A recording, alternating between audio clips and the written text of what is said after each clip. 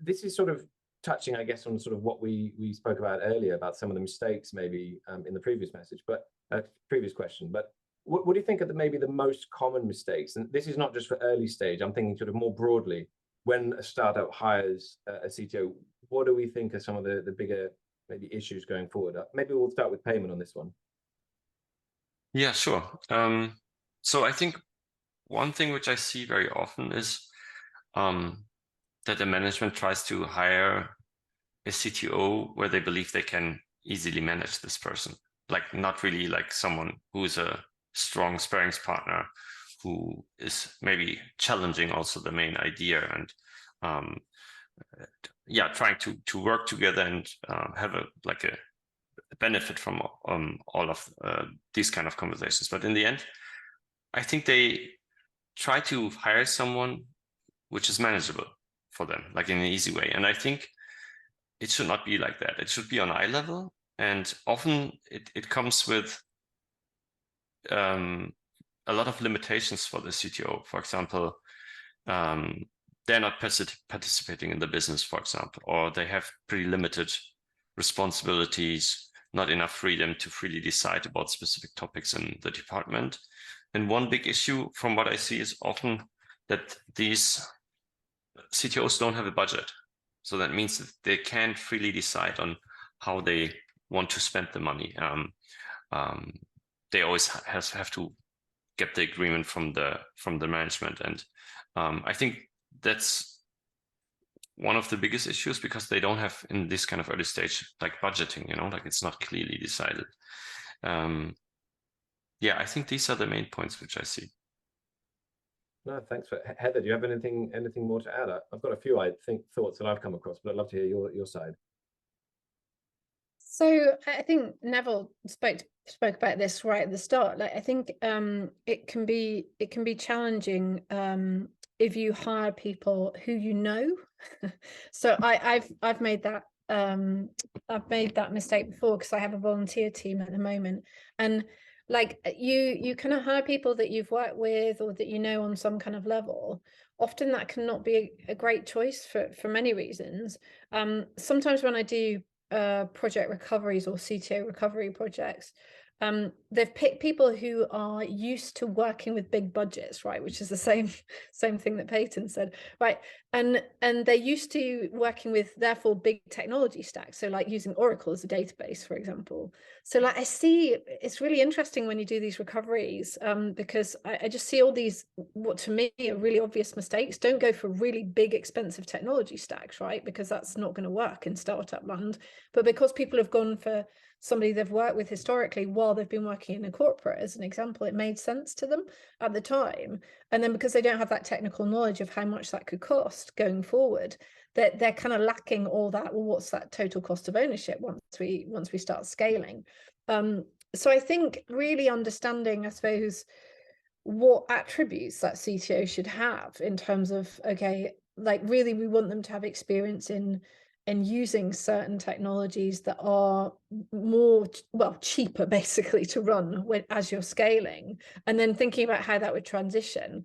That can be difficult if you're not technical, but again, this is where I'd lean on expertise elsewhere to help you make sure that JD's right, so that you're getting the right type of person, and equally getting somebody that to help you interview that's technical, because a lot of people don't hire technically, or using a agency like yours.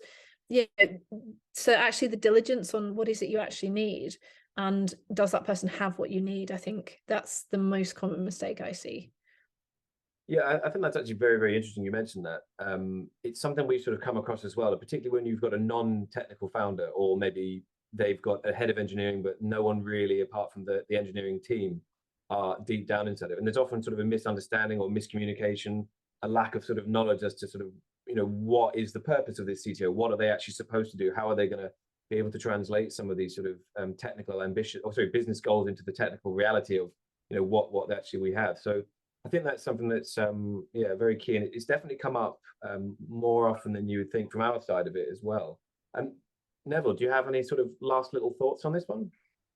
Yeah, well, I think just two small things, which really match with what Payman and Heather just said. I think one, if you're hiring a CTO, then you're really hiring a partner. So then you need to be able to, you need to understand that you've got the alignment from a partner perspective of, okay, like we are the same and we see each other at eye level, and not like you're trying to create some, employee sort of approach, because then you need to have that level of equality.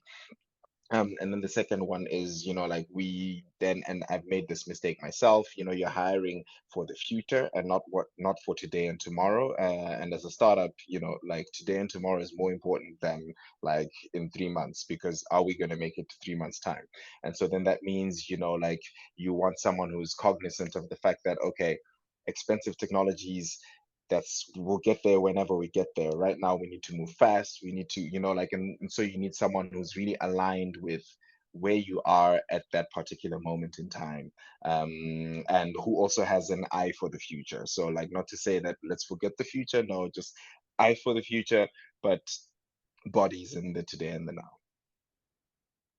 That's very interesting. Do you think there's an issue potentially about the different types of CTO that are available? I mean, obviously the CTO is kind of a really not necessarily unique, but a really interesting and quite widespread role. And I think that there's so many different types of CTO that there's often a misunderstanding about, kind of what one do I want, and therefore you maybe hire the wrong one, or you maybe go and look at the wrong sort of approach to hiring that. Do you think that's sort of one of the bigger issues? Is that more underpinning maybe just a lack of knowledge about the CTO sort of area and their status in the world, in the startup world?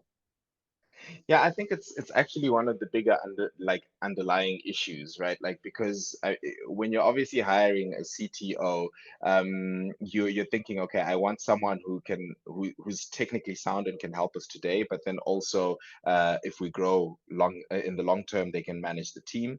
And yet sometimes there are people that are already on the market that have been so many years in managing teams, such that when you say, but like, okay, in today our reality within this company, we need like coding now, type of thing. And like they are thinking, no, but like I need big team, and I want to just manage, and that's what I enjoy.